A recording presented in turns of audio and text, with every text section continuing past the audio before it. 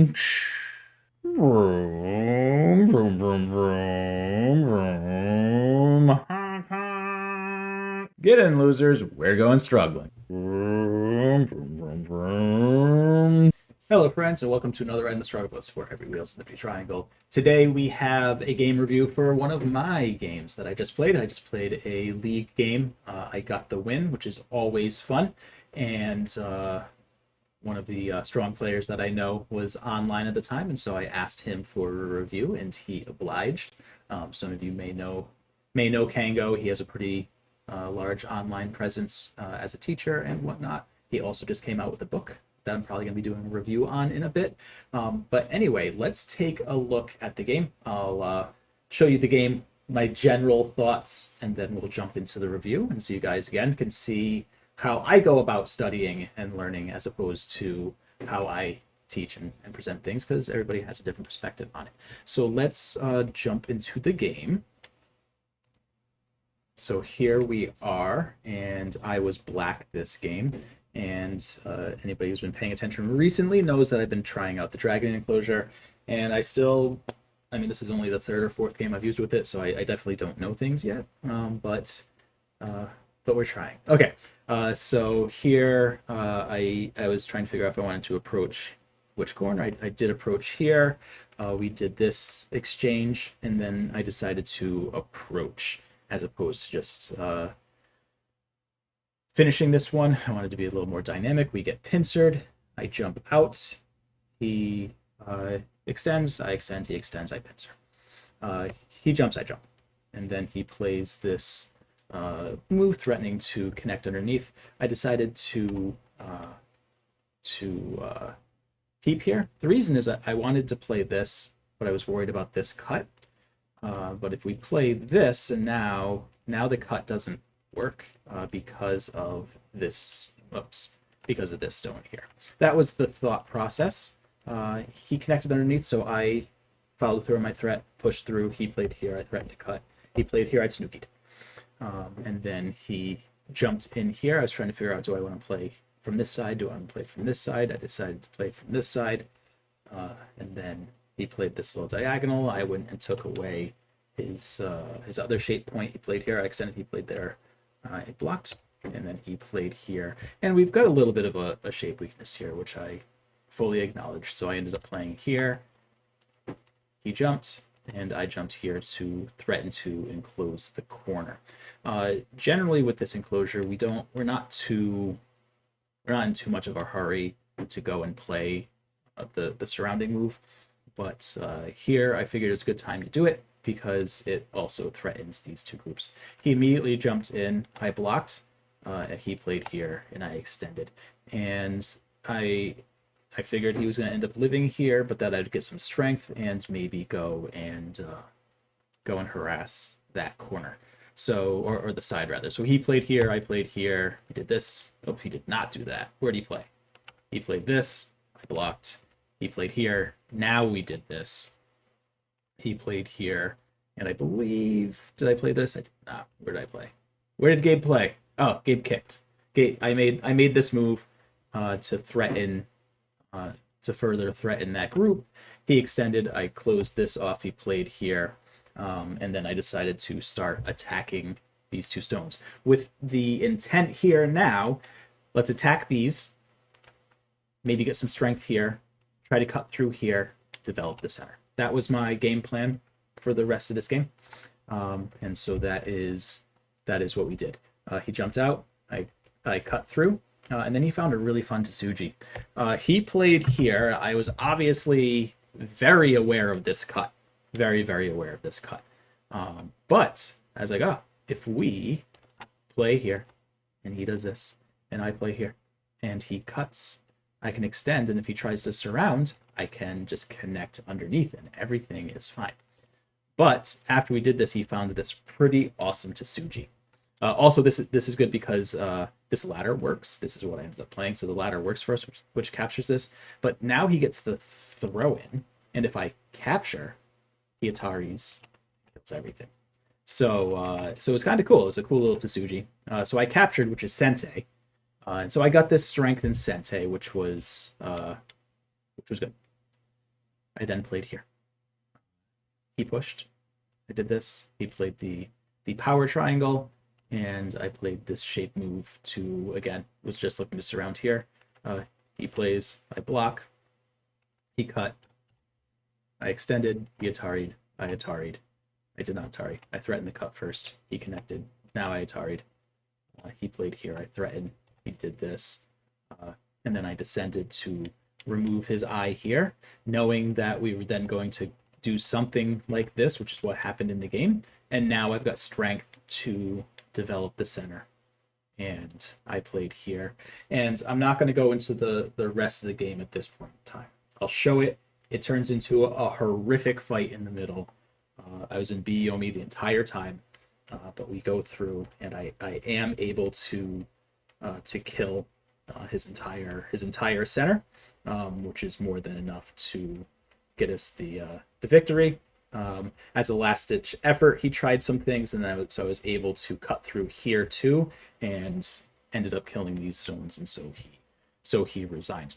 Worth noting, when I played this move here, I counted before playing this move, saw that if I counted no points in the center, so nothing here, white was up by 40. So I needed 40 points, more than 40 points in the center to win. So that was my goal going forward. So anyway, that's just the very quick recap of the game. You're gonna hear me repeat a lot of that in the review proper. You'll get a little more of my thoughts there, but I just wanted to show you how the game went before we jumped in, because he had watched the game, so I didn't have to do this part. Anyway, enjoy the review. So let's get into it. So okay, I've opened up the I've created a review, and so yeah, so I think what I'll do is I'll go through and explain my thoughts on what I was doing with the game, and then we can just go over stuff. And I think the most important stuff is probably looking at the graph. Looks like around a move 100 is when I started taking control of the game. I'm surprised it was so close here. I thought I was way ahead here. Yeah. Yeah, I knew that F8 was going to be a potentially annoying move. But anyway, let's go take a look-see. I'm going to turn AI off so we don't have it yelling at me. Okay, so I've been toying around with this opening. Traditionally, I've been doing mini Chinese for probably 3 years now, so I just wanted to try something different. And I know that Chris really enjoys playing around with this one, so I just wanted to try it as something different. So with that said, I'm not very experienced with the 3/3 stone, and I'm certainly not experienced with the top left enclosure. So it kind of does like two things to help me like progress. So that's what I've been doing. Here I was obviously deciding between just like an E4 or P4. Went this way. I figured there's more potential on the right. He's already got the extension, but on the flip side, right, if we do the normal thing and I just do this, I don't like him getting this with the already having the extension at D10, and so I decided to jump. I do know that if that's the plan, we usually want to do this. Something like this, but this is what I decided. He pincered, which was expected, and then I just leaned, got the strength, and then wanted to go after this stone. I was surprised by this move. I played here simply because I wanted to be able to play this without fear of the cut. So that was the intent of that peep. And so he connected under, and I was like, well, if you're going to ignore the peep, I'm going to push through. And then I wanted to Tanuki here. And, I've got a big question as to, we're still early in the game, so it's hard to play like really wrong moves. But I'm curious about, some options here. I spent a good amount of time trying to figure out if I wanted R15 or R11. Ultimately decided this. I was like, okay, I'm like R9 is the weaker stone, so let's approach from there. I just decided to take the shape move, and then like I know this is bad shape, But I was like, okay, you know, the cut's taken care of, but now he can still peep the cut. But it's like, if I go here, it's going to be, I guess, this is just better. This is just better. I should have pulled back. Okay. So he took this immediately, and I know I'm over concentrated here, but I had the intention of doing this. And when we went over this enclosure with Chris, he mentions that this move will typically make it so the corner at best is ko for white, but I of course don't know the variations, which is fine, right? This is how we learn. And so he immediately jumped in, and things, you know, got a little complicated. So at this point, I do know that, you know, the intent of, you know, the original stones, these two, are to kind of give us influence this way, right? It actually doesn't care too much about the corner. And so I was like, okay, once he played, let's see, once he played this, I was like, okay, we're gonna play here, going to target this. I typed this in chat, where the end goal here was to get something around here to, you know, basically like, can we force this way, get some strength, force this way, get some strength, and turn this into something. That was the goal, and I'm really glad that that kind of came to fruition. But I feel like this corner got a little potentially dangerous. So I was, you know, I was a little worried about, you know, if I do something like this, this here. You know, I was a little worried about this, but I think we're probably just fine. We can probably do this. Yeah. Right, and just reduce that way, or yeah, just we're probably fine. I guess we'd have to push maybe one more time, right, and then do this. But either way, so I knew the corner got a little strange on us, but I was happy with this outcome. I obviously knew about the cut at f14. Like, so I really wanted to get this, but it's not sensei anymore, right? If white just jumps out and we take, white's still alive. So I jump, and when this happens, I spent a. So first off, I thought that this was already a success, right? Isolating this stone, getting a pretty big corner here. We basically kind of turns the potential that we had here went this way. I still have some strength here, but of course I've got this cut, right? And I misread this. The Tsuji he found was really neat. I really liked it. I didn't see it, so I read this out and I was like, okay, I can play this, and if he cuts, I can extend, and you know, if he goes this way, I can just connect underneath, and we're fine. But he played this, which is really cool. It's a really cool move.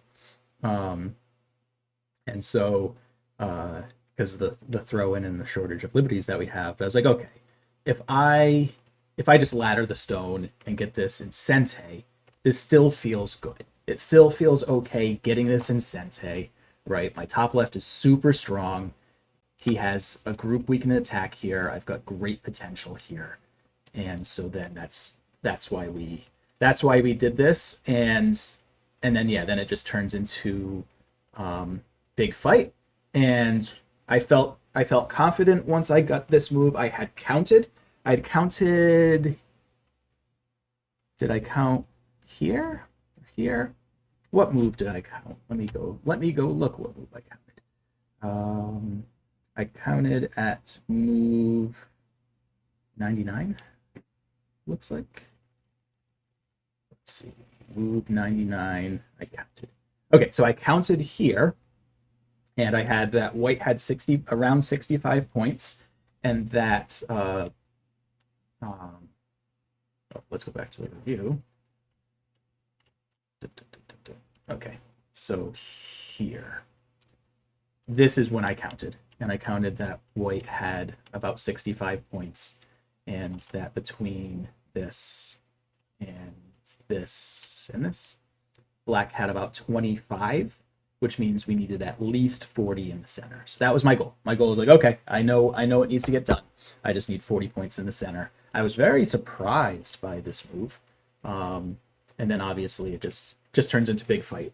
I felt like I was in control the entire time, but it also felt like a complete house of cards where one mistake and it all falls apart. But anyway, so there is my recollection of it. I'm going to give you control now. You now have control, and we can go through and discuss the game. Okay. First of all, you said a lot of the main ideas, and there are a few things that I would like to talk about. Yep. Based on what you said. Usually, when black gets this corner, white should not play there too fast. Right. Because any invasion there is going to be good for black. So even if white plays like this, yeah, you might be able to live if you play like that, but it's going to be a very small result, and black is going to get a move somewhere else. Yes. Yeah. Yeah. When Chris went over this, he said most strong players are just going to ignore it for a while. They're going to give you the corner. They're going to wait for the timing to reduce from the outside. That's what he said. Yeah, but I know at my level, that's not the case, right? It's a scary looking thing. It looks hard to like it just makes the game confusing, which is one of the reasons I want to try it. But anyway, continue. I used to play for the same reason in Tengen for a long time. Usually white wants to invade the corner when he already has moves like this, and now when you invade the corner, that is good because you attack the whole corner and black might even die. But yeah, that's not something that white should play there. He should play a big move. I think this is okay. I don't have any problem. One thing that you had to say, you said that you are thinking about either e4 or p4, right? Yep. It's not a big difference between those two, but usually how for a long time was, and even AI agrees with that, it's better to attack this corner first. Okay. Because if you can survive here, then in the future you might be able to play something here as well and disconnect white. So yeah, so I guess the concern I had, and it really isn't a concern, is that yeah, it's not a concern because D10 is awkwardly placed, right? If he just does the attached Joseki at E3, like it's fine, like it's whatever, like white would never spend a move to play. Like if D10 wasn't on the board right now, that isn't a move that white would be like really excited to play. So I should, yeah, that makes sense. Exactly. So now basically this move is a lot of is inefficient. Yes. Because now if the position is like this, yeah, well, it's a white to move, but it doesn't matter. If the position is like this, then that move on D10 is giving him at most 10 points for now, at least. Right. It's not really that big, so I would say that here black will be happy. Yep. And if he chooses any other Joseki, for example, like this, then or maybe the normal Joseki, then you can always leave very fast, and that also will be quite nice for you to play some hours. Yeah. Because once again, this is a little bit inefficient. But like I said, it's not a big difference between either playing this one or this one. Here you played well, this is good. You said about this Joseki, in my opinion, it's not a big difference between those two. Okay. It's only half a point difference or something like that, so this is totally fine. Okay. And now I like this one. I would have played the same move. Awesome. I really like this one.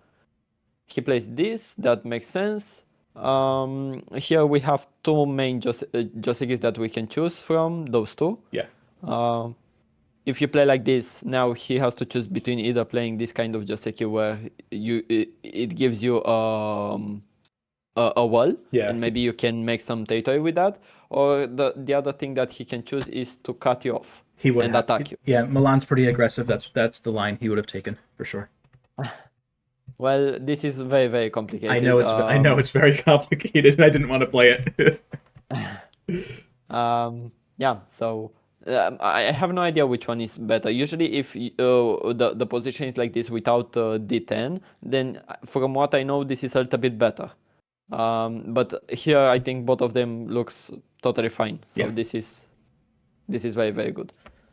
Now, one thing that I have to say about this position is you need to ask yourself if pushing one more is center or not.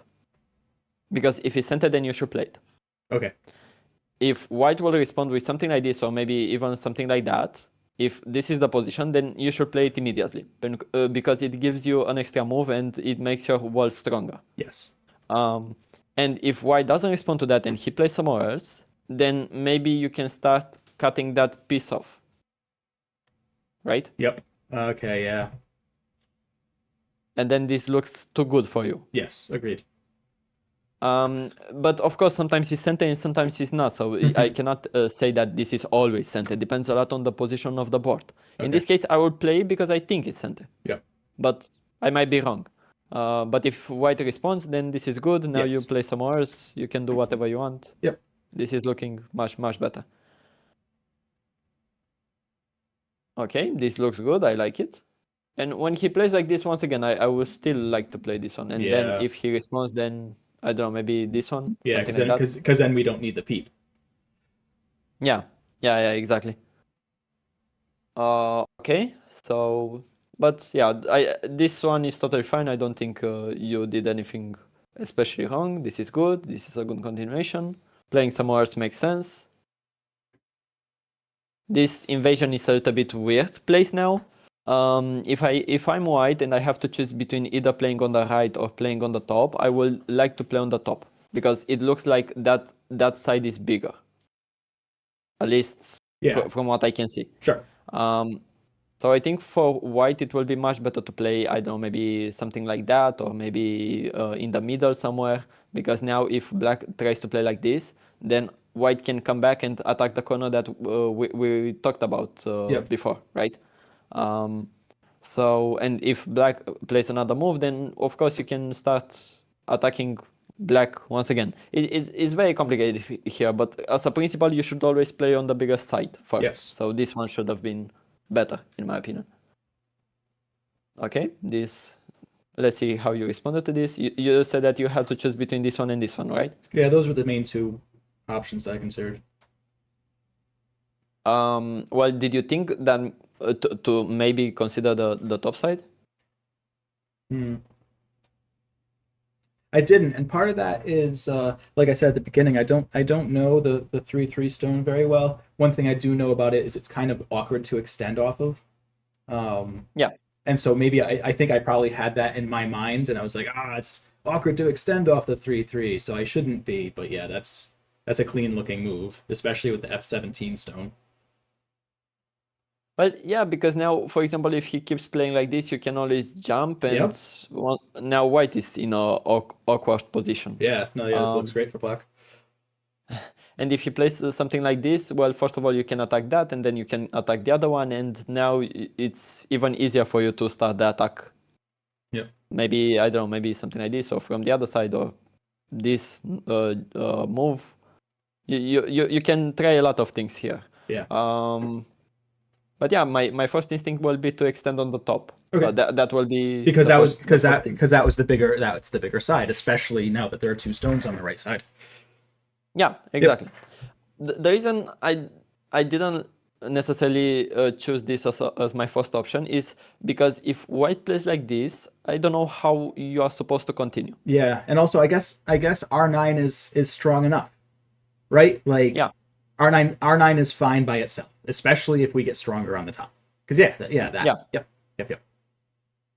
Yeah, exactly. So here I was thinking that white needs to play this one, because if you as black, if you play like this, then yeah, you can make a corner, but you cannot make any Tato in the center anymore. Yeah. Because white will get too much influence, and now he will be the first one that can maybe make something in the center. Yeah.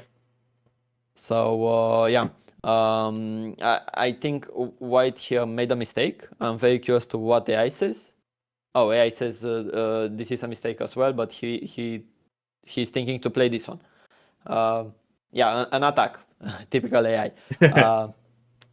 But I will play this one as white. I don't know if this is good or not, but that's what my instinct tells me. Yep. This one helps black because as you played now, this is looking very good for you. Yeah, I was happy with this move. Yeah, here you said between this one and this one. I think both of them are almost the same. Okay. I have no idea which one is better. This one, yeah, you get a little less territory in the corner, but you are stronger. If you play this one, you get a little bit more territory, but at the same time you have a weakness. Yep. But both of them are pretty the same. This is good. This is good. Yeah, this makes sense. Now, if I will be black, I will think about two main moves: either extend here or play this extension. And those were the two exact moves I was considering. Yeah. Yep. You chose right here. I think this move is very good. But once again, white should not get in the corner too soon. So this move, I think, when I first saw it, I thought it's a mistake. Partly because even if he lives in the corner, once again, if exactly how in the game was, but let's say you find a way to live in the corner, I will just play random moves. If you live very small and black gets very strong on the outside, then black loses only 20 points, let's say, but he gets strength in exchange. So basically, black is not losing so much, Right. even if white finds a way to live. So I would say that white played here a little bit too soon. I think he should have played somewhere else. Yeah. Maybe become strong first and then invade the corner when you are strong everywhere. Yeah, and it's worth pointing out. I know I haven't studied with you much, but it's worth pointing out. I quite enjoy influence, so I very much see an exchange like that as good for black because I enjoy influence. I like what it does in the game. I tend to do okay with it. I mean, you saw how the game resolved, right? It's like I got my influence, I won the fight, and so yeah. So anyway, I just want to point out I am comfortable taking influence. It's actually my preference. So as long as I get that strength, I am happy. So yeah, definitely. Like with that random clicking you showed, like that's obviously too good of a result for black. I didn't get something that clean. So maybe that's the takeaway here is I could have just kept it real simple and just let him live simply and then just stay super strong and then go get my Tanuki. I was definitely eyeing a kill at first. I shifted away from that pretty quickly. But yeah, I think that left some weaknesses in my shape that I just didn't need. So I think it's very hard to kill this one. Maybe you can, but it's going to be very hard. yeah. Here, I don't think this is the move. I would personally play this one first. Yep. This is the easier move. It's stronger. It makes it easier for him, but makes it easier for me as well. Yeah, this was B15 was the I was seeing red. I was like, let's see if I can get a kill. But yeah, this is yep. And here, what is nice about this is even if he tries to survive, you can still, if you like to, attack him more. Yep. Because now the continuation should be something like this. You extend, he plays this, and he still doesn't have twice. And now you might ask, well, what happens if he casts here? Well, then this is a ladder that works for you because it's going to go on the bottom, right? Yep. So here, basically, this is good for black. So even if you don't kill it, but even if you want to kill or not, it doesn't matter. I would say that this is still better. Yes. It's the way to go. And if he connects, then of course you can still think about maybe reducing this one like this somehow. Going back, this is a little bit complicated. I don't know what is supposed to happen here. Sure. Yep. How you played here seems okay. And now you said one thing that I had to say. You said that this is not sent anymore, right? Right. I'm because you said even if white plays somewhere else and you capture, white can make ice. Yeah. I'm not so sure about this, to be honest. Because if white plays somewhere else, because if black takes B18 first. Yeah. Exactly. And now what white can do, I don't even think this is a call. If you play like this, I think you can connect. Because if he connects, you play this one. Dang. Yeah, I was just looking at the capture, but yeah, B18 is the vital point, so he can't let us get that. Yeah, so I would say that F19 is sent, and now he needs to play this one. Yeah. That was huge. This would have been much better, right? Because then you much not yeah. lose No, those. yeah, I completely missed. I completely missed that. That if he Tanukis, I play B18 first. Yep. Okay. But I like these moves. So if you would have played this one first and then something like this will be very good actually. Yeah, but getting that exchange was so important, especially since he found that Tsuji with H16 later. Yeah. I agree with that. Okay, I like this one. This is good, yeah. And now, of course, once again, I think F19 is good, but if you don't see F19, if you don't see F19, then I would personally not play this too soon. Okay. Because I think, first of all, let's say you play some hours. Let's say, I don't know, you play this one. Yeah. If he ever wants to play this one, he will need to give up the center, right? He's still not even alive. Yeah. Who cares if he connects two dead groups? Okay. So in this case, maybe this is good, but not now. I will wait a little bit until I play it. So here my first instinct will be first to make myself strong on the left. Mm-hmm. Once again, F19 is good, but if you don't see it, then maybe something like this. I will play maybe this one, and if he wants to well, if he plays like this, of course I'm going to cut. But if he doesn't want to play that and he runs away, then I will start attacking him everywhere. Yeah. And try to kill him with something, or maybe I don't know, make a territory for free. Yeah. Yep. And that's cool that like our overall plan seems similar, right? Because I wrote in the chat like the whole point of this attack is I want to end in Sente and get something around P10, right? That was my plan. And so I tried to follow through. It's not too often. I generally don't go into games having a plan, but obviously as the game develops, I'll slow down and be like, okay, how am I going to win this game? So I'm glad that we're looking at the same area there. But all your moves were quite on point. Yeah, and now I don't think you can kill this one anymore. You have too many weaknesses. Yeah. So maybe here when he plays this one, I will play first Atai and then I will let him connect in Gote. Yes. Maybe this is a better plan and then play some hours entirely. Yep. Because I didn't calculate everything, not now, but how I feel about this is that even if you kill this one, you have so many weaknesses something. Yeah. Exactly. Yeah. So I don't think you can do a lot of things here. Yeah. And how he found this one, this is a nice move. It is. It really is. Yeah. It's a really nice move. Yeah. And your idea now about attacking that one and make some influence on the bottom, it's the right idea. So you need to use those stones to make the influence on the bottom center. Those are all good moves. This is a good move. Good move. Good move. Yeah. Now I don't know what to say about this one because you can always play it, right?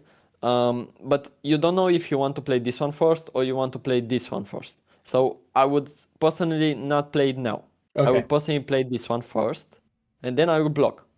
Because now he has a problem. If he wants to play like this, then I will let him do that, but I will take the eye on the bottom, right? If he plays like this, once again, I will play like this. If he plays this one, I will descend, and he still doesn't have twice. Surround first. It's almost like I should follow my own rules for stuff. Surrounds, then reduce the eye space, then hit the vital point. So yeah. Yeah. The reason I did that is so I knew I wasn't trying to kill here. I wanted to keep the group weak so that I could surround it, but you can surround it first because it's already weak. Yeah. Yeah. And that's well, much stronger. in this case is actually making him a little bit stronger, right? Because then he will have a free Atari. Yes. There. Yep. So yeah, I will play those first, and now after his move, I will decide where I want to play. For example, if he plays like this now, I might want to play this one. Well, not now, but I might want to play like this to look out for this one in the future. And I think now he might. I don't think he will necessarily die, but I think he might lose at least 3 stones. Those 3, maybe. Yeah. Or maybe even die. I'm not sure what is the continuation here. It's very tough. I think this is the best move for white to play. Doesn't look good for white. That's for sure. Yeah. One thing that I was thinking, but I'm not sure once again if this is good. I was thinking to play like this, then black plays this one, and white will make ice, but black gets the 3 stones. Maybe this is okay. Yeah, that looks really good. Okay, those are okay. Yeah, now you let white live.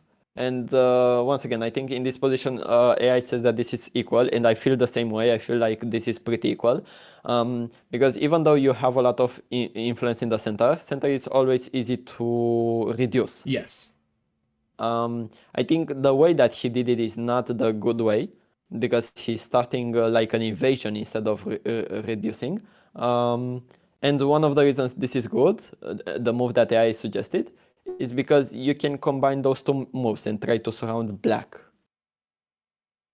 So if black plays somewhere else, white will look for this kind of move and try to kill black. It's not that easy for each of the players, so it's going to be a long fight before we know who wins. But yeah, if I would be black, I would play something like this, probably. And now something like that, and then if I'm white, I will continue by reducing from this side.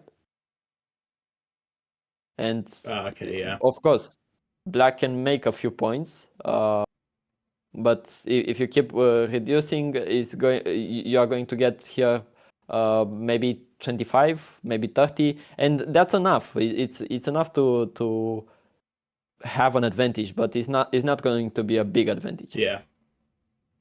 It's going to be only 5-10 points, so it's very, very complicated. And when he starts this fight, I think white is already losing. Even though, once again, I think I is saying that it's pretty equal here, but the problem is now it's 10 times harder for white to play from this position. Yeah. Because if you don't play accurate moves, black is going to get too much. Right. So I would say that for humans, black is already ahead. Right, because like, I mentioned, this is it felt like a house of cards for me, but like, yeah, this is, so like AI might know how to live in here or how to reduce appropriately, but if white dies in there and doesn't get anything, then black just gets a huge advantage. So yeah, that's one thing, and this is the last thing that I want to say. Here you had a very easy way to kill him. Here you just need to block. This works because even though he can play like this, he cannot make twice at the same time. He can either make this one or this one, because if he tries to make the top one now, you can play this and he's dead. Because of J6. Yeah, J6. Yeah. So if he plays like this, you can play always this one. If he plays like this, you can always play this one. So this was the easiest way to kill it, basically. Okay. Just blocking. Yeah. But you got it done in the end. So even like this, I don't think he's supposed to live. But it's much more complicated. It is much more. Like it is much more complicated. Yeah, and I was in B Yomi then too. So I was like, I really needed to rely on some intuition, just shape stuff, and yeah. Wild game though. It was a pretty wild game. It was, yeah. But overall, well played. I mean, your ideas were on point, and even AI thinks so. You played 43 exceptional, excellent. Yeah. Cool. So, very good. All right. Okay. All right. Thanks for your help, and enjoy the rest of your day. All right. See ya. You too. Bye. Goodbye.